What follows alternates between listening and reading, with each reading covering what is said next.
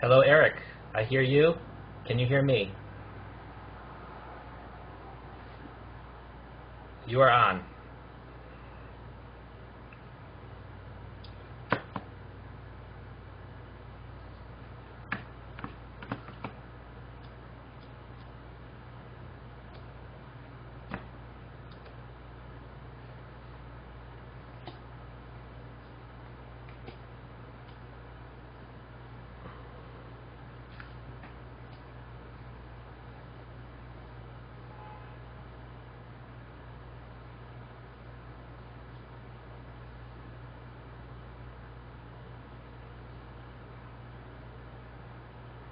Can you hear me?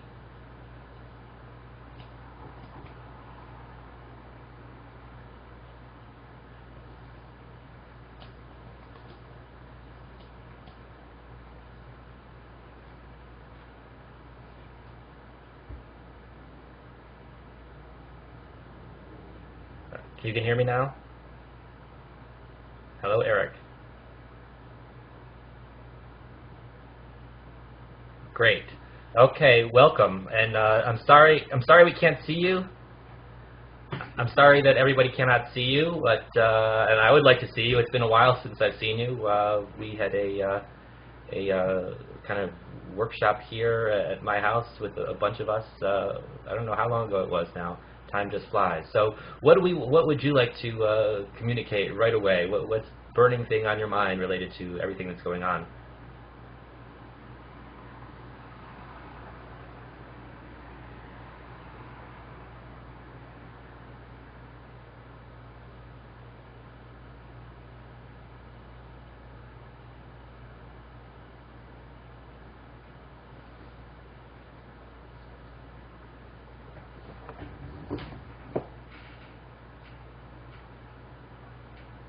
Yes, that's a great start.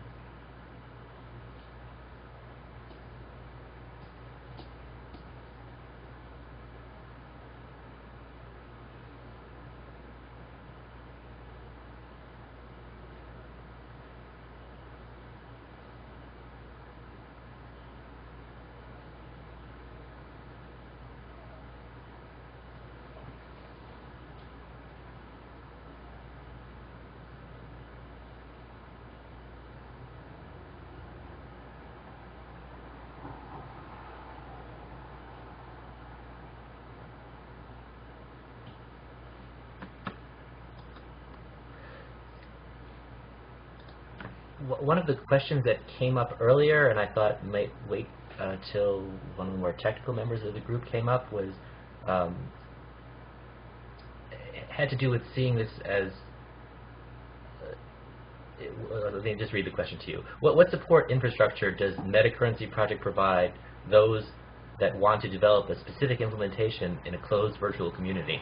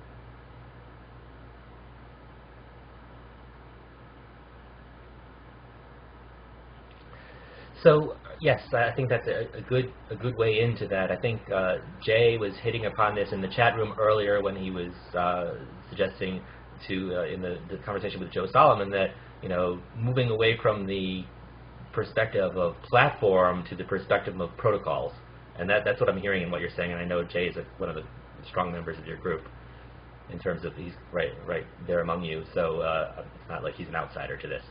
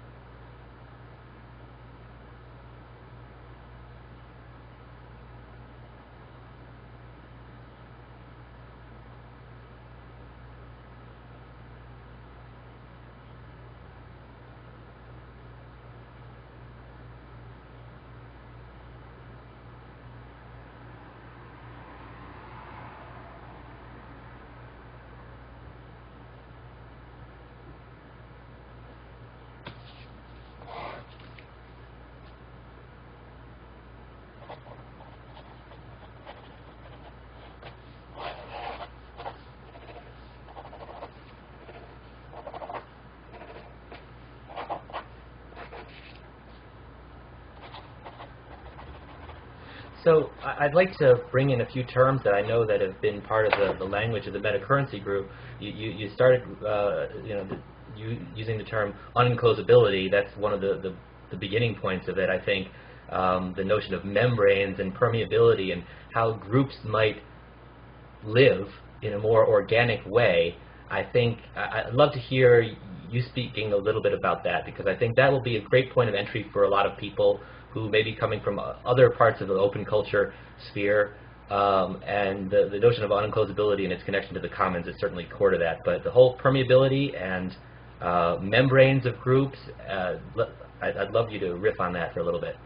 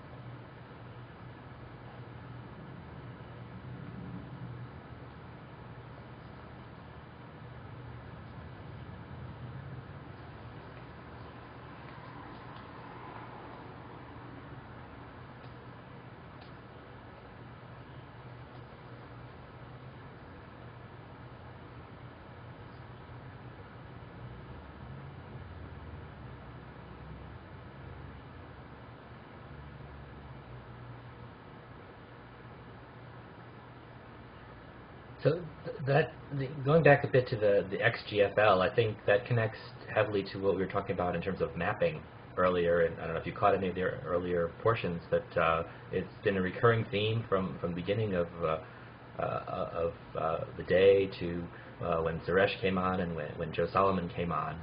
And this seems to be about mapping of flows. Is that a fair description, or a formalized mapping of flows that allows for transparency about the flows and about the rules around those flows?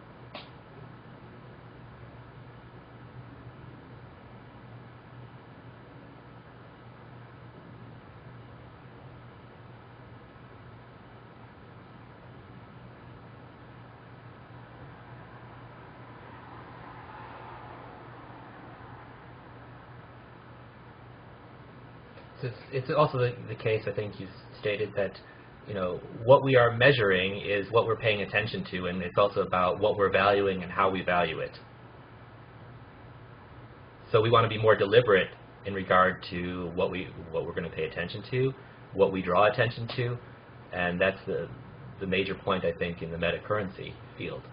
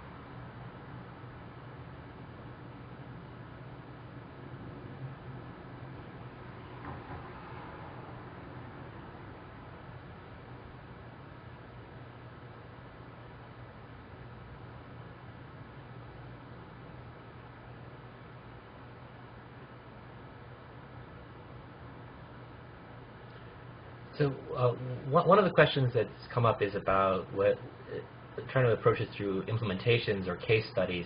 So I understand FlowPlace is kind of an experimental platform. FlowSpace. I keep getting those two mixed up. Experimental platform to work out these ideas and to play with it. But I understand that yourself and Arthur Brock have also worked with other groups that have tried to implement some of these ideas, and I'd love to hear your perspective or experience in doing that, which even if they don't quite meet all the dimensions that Metacurrency aims at.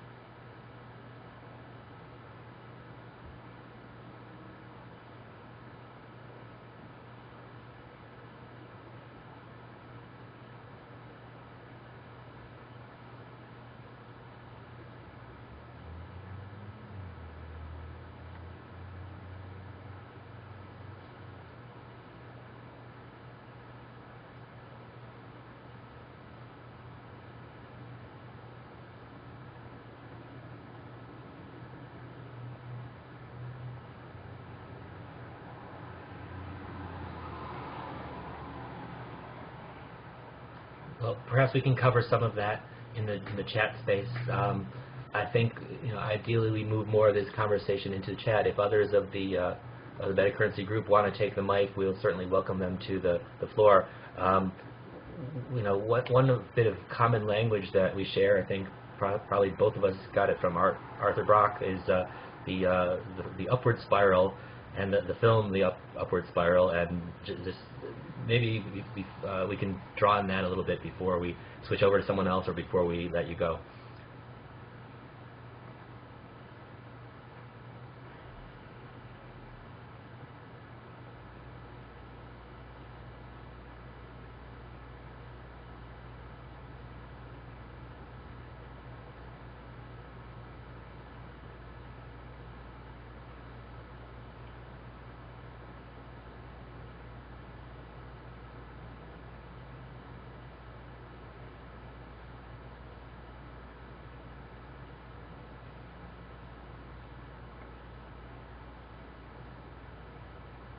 So, go on.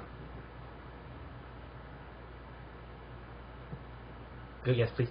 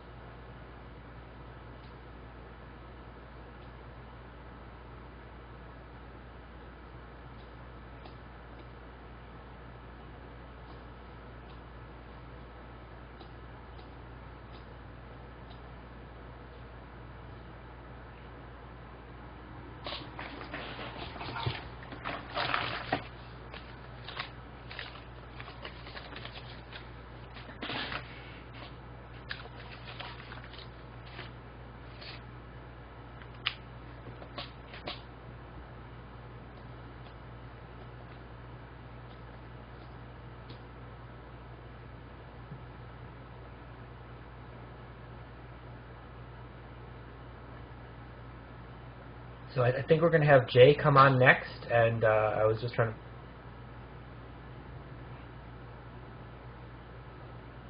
So I'm just trying to find out from him if he wants to take your slot or take my chair. Either way, it works out. But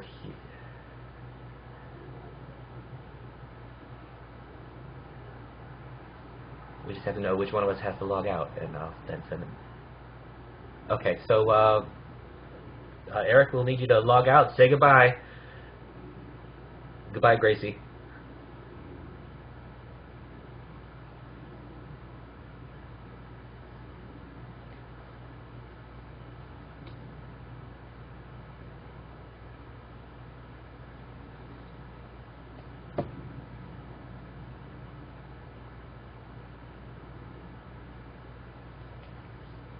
Okay, Jay Standish is going to come on in a second. He's part of the MetaCurrency project team. He's been offering a lot of good comments in the earlier chats, especially along the perspective of not just approaching things from a big platform perspective of I'm going to implement a platform, but looking at the internet as platform and looking at new protocols that we might need, and that's a strong aspect of the MetaCurrency perspective.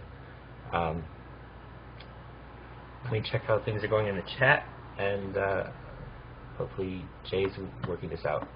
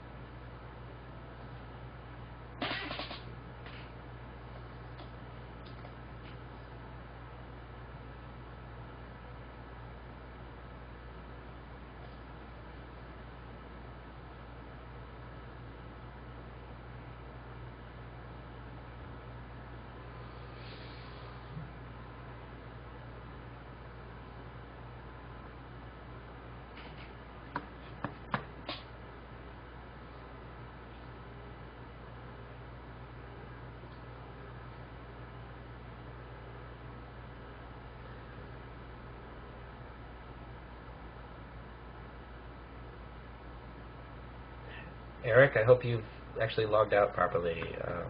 Let's see.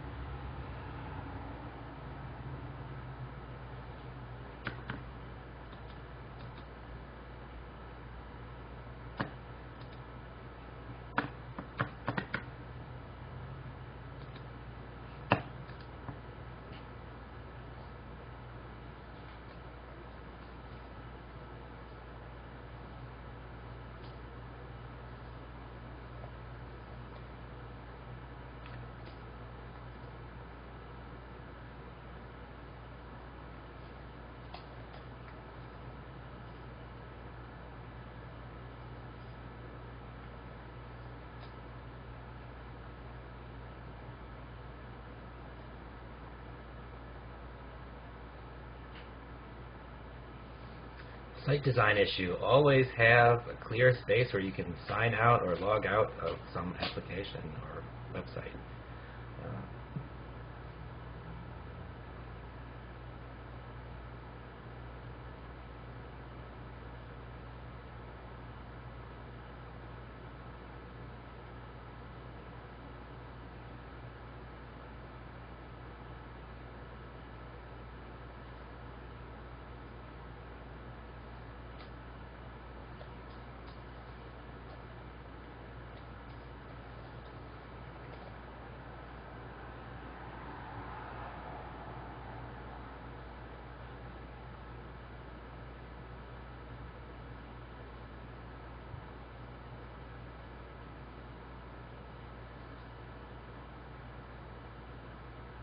Hopefully Jay will be on in a minute, and we'll just have about 5 minutes to hear him, and we'll be having Appropedia on next, if I've got the schedule correct.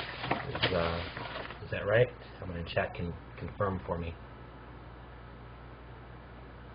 And let's thank Tav for all the help he's done with facilitating in the chat, the IRC space. It's been a great help, and I really think highly of the ESPRA and the SBN work. The SBN group is doing very important stuff with trust maps, and I think there's a lot of overlap between his work and the Metacurrency group.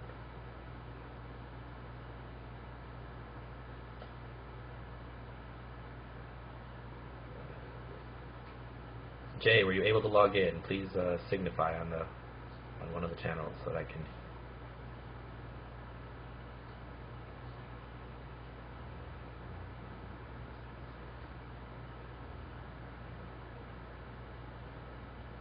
Okay, so I think thank you, Jay.